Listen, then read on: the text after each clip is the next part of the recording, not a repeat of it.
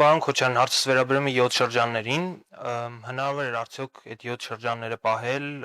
չհամարելով դրանք բանակցությունների առարկա, փոխզիջման առարկա, եւ շարժվել մոտավորապես այն ուղղությամբ, ինչպես շարժվեց Ռուսաստանը Դոնեցկի ու Լուգանսկի շրջանները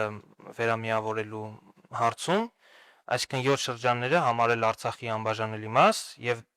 դրանք մեկտեղ ճանաչել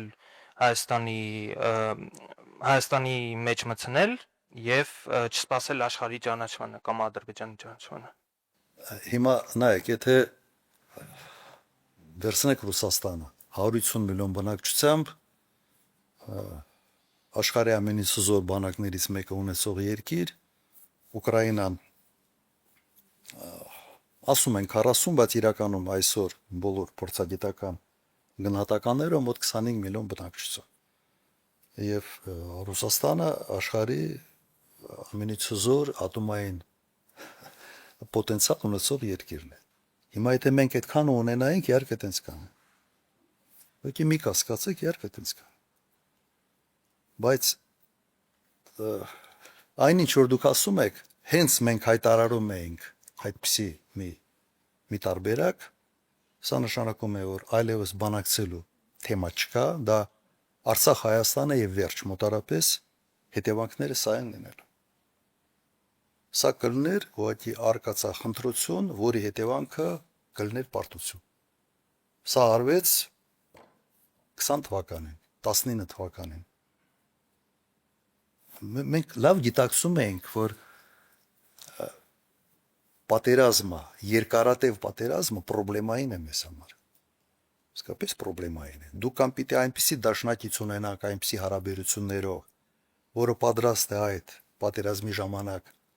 ամբողջությամբ կանգնել քո տիկունքում եւ մարդկային ռեսուրսով եւ ամեն ինչով եւ նյութական ռեսուրսներով։ Եթե դա չկա, ուրեմն դու պետք է շատ ավելի ճկուն լինես եւ փորձես բանակցային գործընթացով արդեն ստանալ այն, ինչը հնարավոր է ստանալ։ Մեր մոտեցումը սա է։ Դուք նայեք, կարող է մեր խելքը չի կտրել, ասենց հայտարարեինք, ասեինք, Ղարաբաղ Հայաստանը եւ վերջ։ Կարող է օրինակ ես Ղարաբաղ նախագահ ընտրվելուց ինագուրացիան, ասենց ցանկություն չեմ ունեցել ինագուրացիան անել Շուշիում։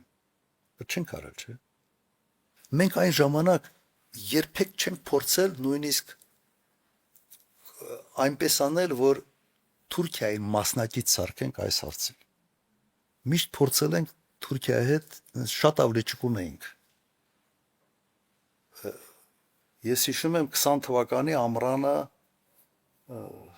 Թավուշում սահմանային այդ բանը մենք ինչ սարքեցինք։ Հայտարարություններ, որ թուրք-ադրբեջանական տանդեմինք մենք հաղթեցինք, մեր բանակը ամենից զոր բանակն է եւ այլ եւ այլ։ Մեր բանակը ավելի մարտունակ էր, քան Ադրբեջանի բանակը։ Բայց համեմատության եզրեր չկա